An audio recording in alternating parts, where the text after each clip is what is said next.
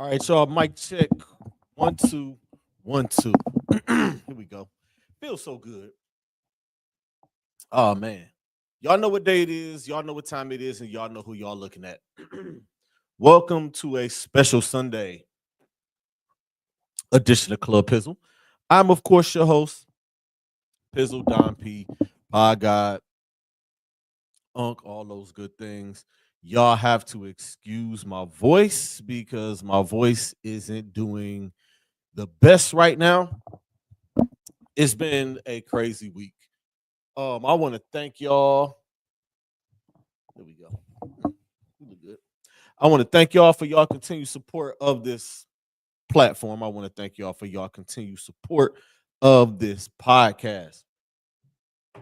While y'all in that mood, I need y'all to like, I need y'all to subscribe, I need y'all to share, I need y'all to comment, I need y'all to do all of that. YouTube, Instagram, Facebook, all my people, y'all know what it is. Also, and I didn't have an opportunity to put it in the scroll down here. I need for everybody to go to Scene Magazine, go to their website, go to Best of Cleveland, register your email, and write in Don P and write in Club Pizzle for Best Sports Podcast. I've done that for the past 2 years, and I didn't come up with the win. I'm trying to get that dub this year. I'm trying to get that dub. Like I'm trying to make the third time the charm, man. So everybody, once again, and it's not. I don't have it in the scrolly. I'm having it in the scrolly the rest of the week. But Club Pizzle, Best Sports Podcast. Y'all know, man. I work hard. I try to put in as much work as possible for you all, and I could be able to do my things. Be forgetting my phone. Be vibrating on the thing. I'll be wilding out, man. On my phone be telling me stuff. Y'all gotta excuse me. It's been a crazy week. It's been a crazy weekend. I've been like all over the place. Like my brain is, I'm fried, died, and laid to the side. Y'all like even gonna lie. How's my phone doing all of this craziness and all of this foolishness again? All of my Instagram people, all my Facebook people, all my YouTube people. Make sure y'all like, make sure y'all subscribe, make sure y'all share the show. And also go to Scene Magazine's website, click on Best of Cleveland, and write in Club Pizzle for Best Sports Podcast. Y'all can vote once a day, every day until April the 30th. Get it, got it, good. Why is it not? Oh well, I mean, I don't know if the IG joint is working. It is working. It is, but for whatever reason, I can't seem to catch it here. Mm, whatever it is, what it is.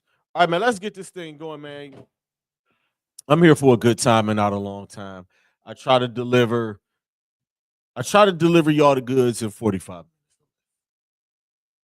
That be the goal a lot of the times or most of the time.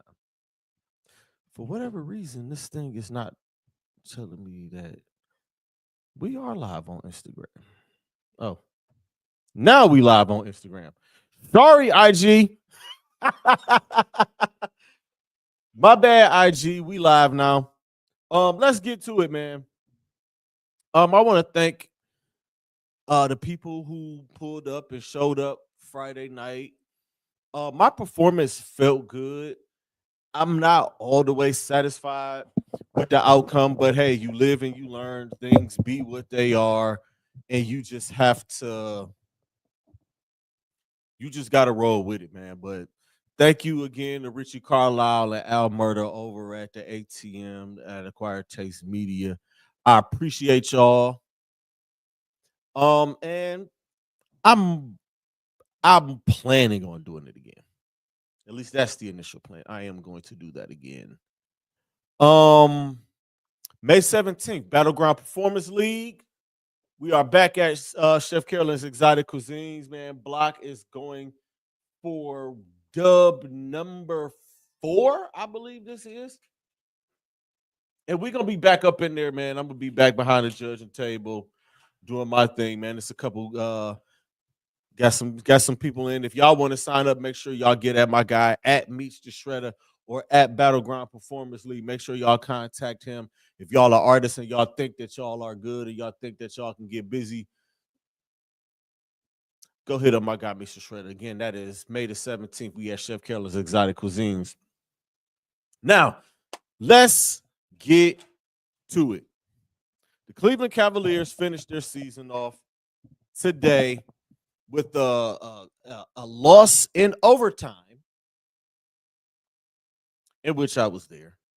There was no Darius Garland, no Donovan Mitchell, no Max Strus, no Evan Mobley, no Isaac Okoro, no Jalen, not Jalen Tyson, no DeAndre Hunter, no Ty Jerome, no Sam Merrill. I think I might be leaving somebody out. They were without their top 8. And Jared Allen played. Well, Jared Allen took the tip. Pause. Took the opening tap. Shot a 3. Got an assist. Committed a foul. And went and sat his butt down. So, salute to Jared Allen for playing all 82.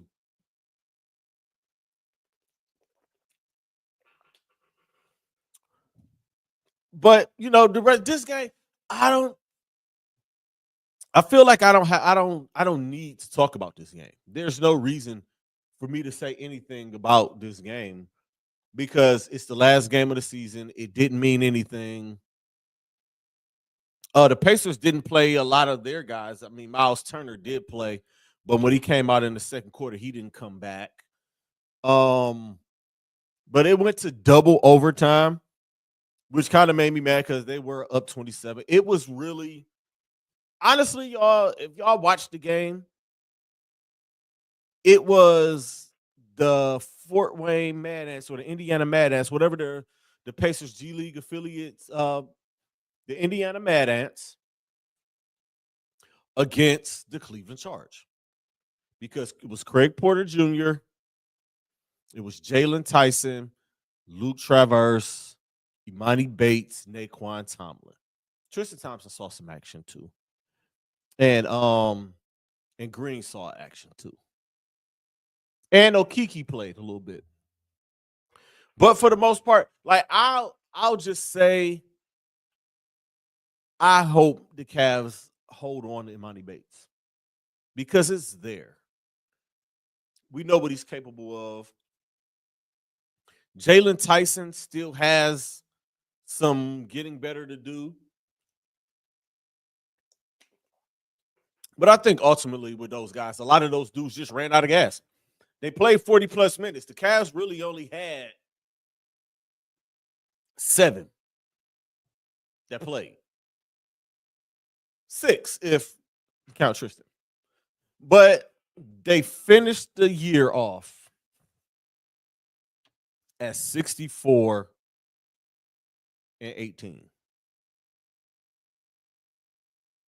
Central Division champions, first seed in the Eastern Conference.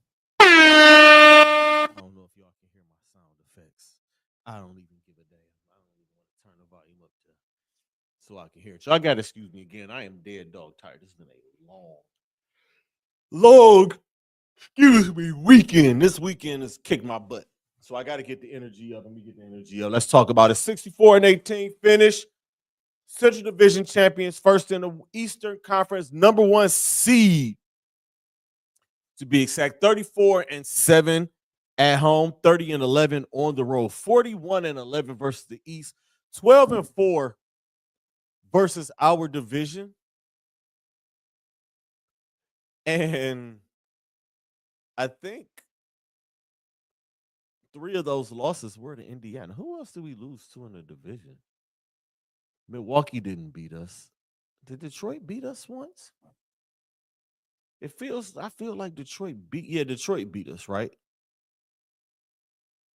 And we lost 3 to Indiana. Whatever. This team, 122 points per, shooting 49 from the field, 38 from 3, 77% from the free throw line. This season was a great season. Started off with a 15-game winning streak. And then they went on to have 3 10-plus game winning streaks. They started 15-0. They go 12. They had a 12-game winning streak and a record-breaking 16-game winning streak just recently. 3 All-Stars in Darius Garland, Donovan Mitchell, and Evan Mobley. It just was like the ride. I don't know if everybody was paying as much attention as I was. I don't know if everybody was watching how I was watching or looking at this team like me. And in the beginning of the year, it was like, oh, they starting off hot. They look good. Maybe they'll make some noise. Let's see how they do against this team. Let's see how they do against that team. And they were checking all the boxes. They were passing all the tests. They lost the first game to the Boston Celtics in Boston, but they were without some key perimeter guys, and they were down a big bunch, and they rallied back. And it was like a 2-possession game or something like that. Beating the Oklahoma City Thunder at home, which was one of the best played basketball games that I've ever seen. That I was in attendance for. The other result was I don't want to talk about it when we go get to it. When they ran it back, I'm trying to think. They swept a lot of teams this year. They was just sweeping teams left and right. Milwaukee, Chicago, the Knicks, the Nets, the Lakers, the Warriors, the Nuggets, the Spurs.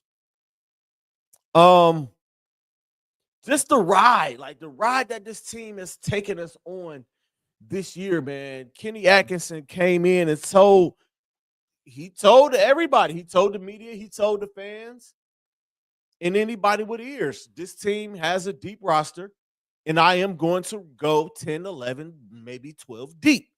All of these guys are going to get to play. All of these guys are going to get opportunities, and everybody got opportunities, and everybody took advantage of their opportunities when they got their opportunities. Now, they made a move. They made a trade at the trade deadline. They brought in DeAndre Hunter. They traded George Niang. They traded Karis LeVert as well. I'm happy for those guys. They do have an opportunity in the play, and I'll talk about that later. Making a move to bring DeAndre Hunter in to play at Ty Jerome all year. I promise y'all, when I see Ty Jerome in person, I've been apologizing to that man all year. When I see him in person, I'm going to apologize to him to his face. Like, hey, man, I wrote you off. I thought you was a waste of a roster spot. I thought you were going to be the next Dylan Windler on this team. I just wanted –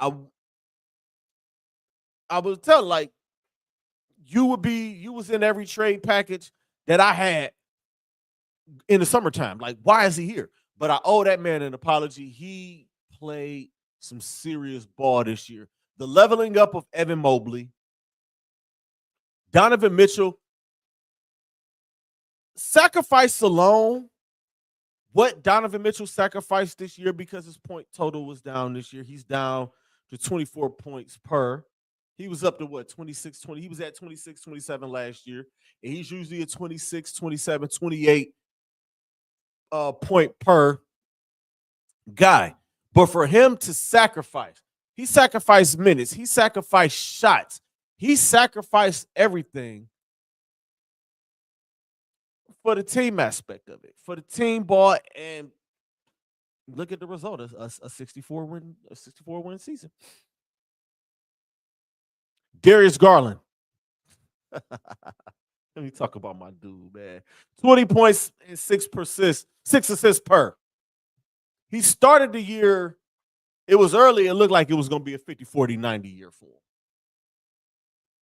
But after the All-Star break, he fell into a little bit of a shooting slump. He's slowly coming up out of it. But Darius Garland, and I made a post, and I posted it on Facebook. Darius Garland heard all of you couch potatoes last year. He heard all of y'all. He read everything y'all were saying. And everybody that has something to say about Darius Garland, I haven't heard a peak from all season long. And it's good, and I'm glad too. His 20 points, almost 21, 6 assists, uh, should be the lead candidate for clutch player of the year. There's no reason why he shouldn't win that award. It should be a runaway. Now I know Trae Young. Yeah, I know, but come on, man. And this is I'm actually gonna do some Homer talk today, y'all. I hate Homer talk. Y'all know how I feel about Homer talk. Always laugh and ridicule people with Homer talk. But I'm gonna get my Homer talk on today. Evan Mobley, 18 points, 9 rebounds, 1.6 blocks per. Should be the front runner for defensive player of the year. I don't want to hear that Draymond Green talk. It's, and we all know if Victor Wembanyama does not go out with his ailment, those blood clots, this is not a conversation. Or it could be, or it could have been. But Evan Mobley is my defensive player of the year. Draymond Green tried to talk his way into it, and the national media ate that crap up. I really do not like the fact that the national media continues to disrespect my Cleveland Cavaliers in all of these postseason awards. Sixth man of the year should be Ty Jerome or DeAndre Hunter. I don't know if you can share that award, but they'll give it to a guy like Peyton Pritchard because he plays in Boston. If Naz Reid wins it, I'm not mad because I like Naz Reid. Big jelly. He get busy. But Ty Jerome, if he don't get six man, most improved. I don't think the NBA has comeback player of the year award, but come on, man. Ty Jerome, 12 points per off the bench in less than 20 minutes. I think it was 20 minutes per. This dude was getting busy. Anytime he got on the floor, he was a spark. DeAndre Hunter with his 17 points, and most of those are off the bench. I believe six man is going to go to him.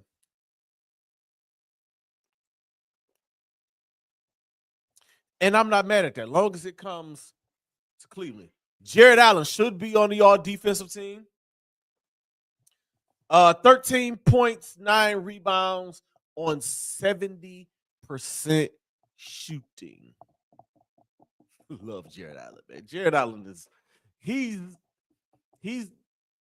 the guy for me. Like on this team, like he's the dude that on this particular team that when he's on your team, you love him. But if he's not on your team, he get on your nerves. Because why are you shooting 70%, sir?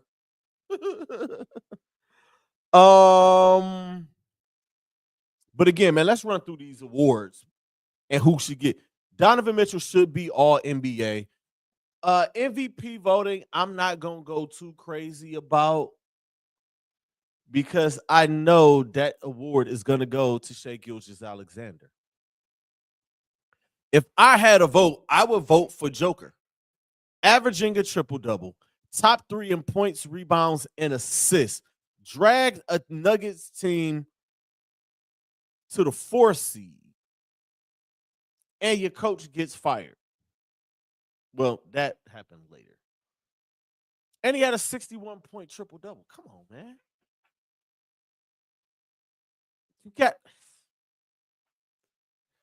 He would get my vote.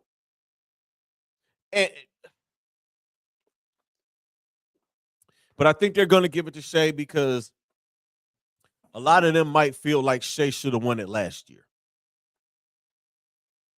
And with Joker having 3 MVPs, they might be talking that voter fatigue BS. You know what? I have a theory about that. I have a theory about this. This voter fatigue thing. This is something that is brand spanking new. This voter fatigue thing is something that was made up by these new media people so they could protect the legacy of the people from way back when. Because there's no way in hell that if you say something in the 1990s or in the 1980s that they would have had did they have voter fatigue for Larry Bird when he won 3 straight? Kareem got 6 of them. Did they have voter fatigue in the 70s? Did they have voter fatigue for Michael Jordan where they kept voting Michael Jordan for MVP, MVP, MVP, MVP? Somebody help me here. They never gave it to Shaq, but Shaq could have won MVP every year from like 1994 till 2003, honestly. LeBron James should have more than 4 MVPs.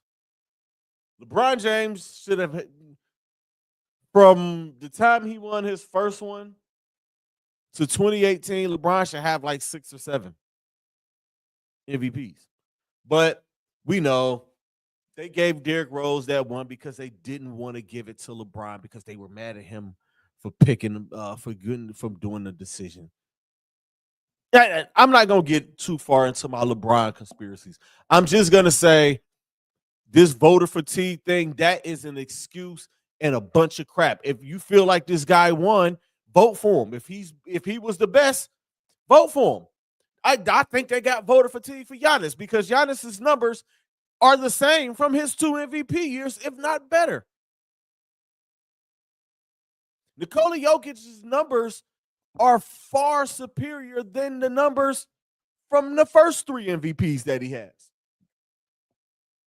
Get that voter fatigue crap out of here, man. That's all I'm gonna say. I'm done with that, man. I'm done. I'm over. That's crap, man. These media dudes, and I don't want to take a shot at anybody in particular. I'm just gonna say, man, what a joke that is. That is a joke to me. Voter fatigue. Again, man, stop trying to protect Michael Jordan and Bill Russell and Larry Bird. Stop trying to protect the past, man. It's a joke. It's nasty. It's disgusting. It's absolutely disgusting. I can't stand it, man. Oh, man, but the playoffs do start on Saturday. The Cavs play on Sunday. I have a feeling they're going to do the Cleveland Cavaliers the way that they always do them. They're going to be on Sunday, and they're going to be the 1 o'clock game, or maybe the 3 o'clock game, 3:30 game. I hope it's a 3:30 game. I don't think they're going to put the Cleveland Cavaliers on in prime time. It's just how I feel. On the opening weekend, which they should. That's something they'll give to Boston and the Lakers, and Oklahoma City will probably get one of those. Even though that is WrestleMania weekend, and I'm kind of like, all right, it is what it is. Before we move on, I do have a lot of content I'm going to be doing this week. Tuesday, 6 p.m., I'm going to preview the play-in, the first two matchups, and I'll talk about those here. And then regular Club Pizzle on Thursday, I'll get more into the play. I'll talk about those games. And then I'm going to do a whole WrestleMania preview probably Friday or Saturday morning or something like that. So just be prepared. I got some content that I'm going to be recording. Next week is the NFL draft. We're going to talk about that. I got stuff I want to talk about. But let's get into the playoffs. The seeds are set. Over in the East, we have Cleveland as the 1 seed, followed by Boston, the Boston Celtics, the New York Knicks, the Indiana Pacers, the Detroit Pistons, the Milwaukee Bucks, the Orlando Magic, The Atlanta Hawks, the Chicago Bulls, and the Miami Heat. The Bulls and Heat have been the 9 and 10 seed, it seems like every year since they started this play in. Or is it just me? Am I bugging? I'm not bugging when I say that, am I? I don't think so. Out west, number 1 seed for the second consecutive year, the Oklahoma City Thunder get the 1 seed. At number 2, the Houston Rockets, followed by the Los Angeles Lakers at 3. The Denver Nuggets get the 4 seed. The Los Angeles Clippers, who are red hot, and I just watched beat the Golden State Warriors in overtime. I watched James Harden go crazy. James Harden has quietly had one of the best seasons that he's ever had. But since nobody really rocks with him like that anymore, they don't talk about him. Or since he's not like playing like trash, nobody's really talking about him. The Clippers are at 5. The Minnesota Timberwolves grabbed the 6 seed. Golden State is 7. Memphis 8. Sacramento 9. And Dallas at 10, which brings us to the play-in. What is it? The SoFi play-in. These sponsorships and stuff is wild and crazy, man. These things really make me laugh. But I get it. It's the new wave in television. Everything gets sponsored by something. I get it. It's extra revenue. It's extra money. It's just hard. I'm not gonna say it's hard. It's just as a podcaster and as somebody who's keeping stuff professional, like that's a lot. That's a lot more to add to it.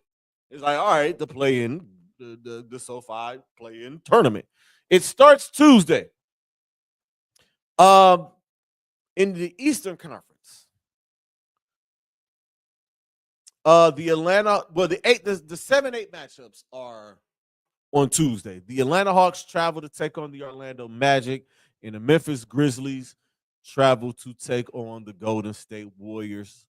These 2 games should be pretty good. I'll get into more predictions and stuff like that. I'm going to do like a little 30-minute preview, maybe 15, about these 2 games. And then on Wednesday, we have the 9-10 matchups. The Miami Heat travel to take on the Chicago Bulls, and the Dallas Mavericks travel to take on the Sacramento Kings. Those are the SoFi play-in matchups. As far as the other matchups that are already solidified in the Eastern Conference, the Indiana Pacers and the Detroit Pistons. No. I got that backwards. The Indiana Pacers and the Milwaukee Bucks. I'm sorry. I am bugging. And the New York Knicks and the Detroit Pistons. So the somebody's gonna correct me. The correction police is gonna come in. And I hope they keep listening so they can hear me correct myself. I don't know why I wrote that like that. So 5 is the Milwaukee Bucks and 6 is the Detroit Pistons. So the Knicks, so JB Bickerstaff turns another team around, gets them into the playoffs, and runs into his nemesis, the New York Knicks. That's funny. So those 2 matchups in the East, Indy and Detroit and New York and Milwaukee. The winner of the 7-8 matchups go clinch the 7 seed. So the winner of Atlanta and Orlando gets to go to Boston. And the loser still has an opportunity to go against the Cleveland Cavaliers. And in the West, the 7-8 winner gets the 7 seed, and they go and take on the Houston Rockets. And the loser will get to play for the right to play against the number 1 Oklahoma City Thunder. Should be very interesting. Should be very intriguing. And the matchups in the Western Conference, the Los Angeles Lakers take on the Minnesota Timberwolves. Should be fun. This will be a series that y'all are probably going to be glued on. Y'all want Anthony Edwards to be the face. He's going up against the man who's the face and been the face for however long. And then the Denver Nuggets and the Los Angeles Clippers. Should be some interesting series out west. So that's NBA stuff. Moving on, and I'm doing good. 30 minutes. We are going to be out of here really, really soon. The Cleveland Browns. Welcome back, Joe Flacco. 1 year, $4 million deal. Okay. I don't know if y'all want me to get excited. I don't know if they were expecting us to be excited, but I'm not excited about that. Andrew Berry, Kevin Stefanski, Jimmy Haslam. I don't give a damn what y'all do in the offseason anymore. Nothing that these guys are doing from the time the season ends until the time training camp starts and they start playing preseason games, I am not caring about. These next couple of months, I'm planning on watching my Cleveland Cavaliers make a run until June. And I'm expecting my Cleveland Cavaliers to win it in June, which will put me in a celebratory mood. And the Browns will not dampen my mood no matter what they do. They can only just add to the happiness. Okay. Hey, we're signing 40-year-old Joe Flacco supposed to get me to be like, oh, snap. I'll see y'all at training camp. Now, with this signing, does that mean Travis Hunter at 2 is a lock? Or Abdul Carter at 2 is a lock? Or trading out?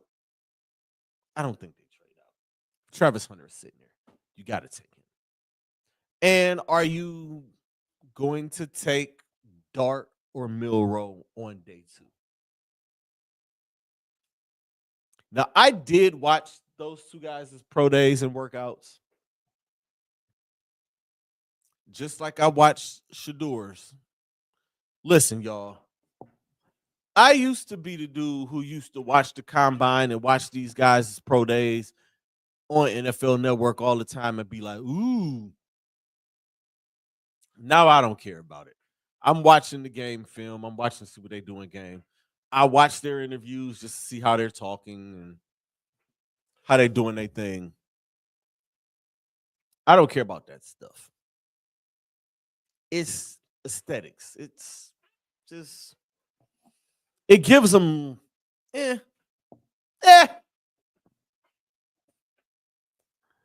Or if Shador slides a certain place, do you trade back up to go get him? That's where I currently sit with the Browns. If that's what they're gonna do. Final thing before I get out of here. A couple things. This whole Nico situation in Tennessee, him entering the transfer portal because he's holding out. Listen, y'all, it's going to be a matter of time before parameters are put on NIL deals or a certain caliber, a certain scale of player.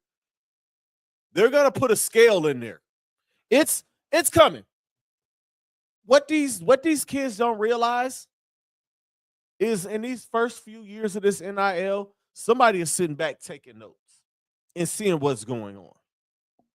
You best believe 2-3 years from now, they are going to set parameters on these NILs.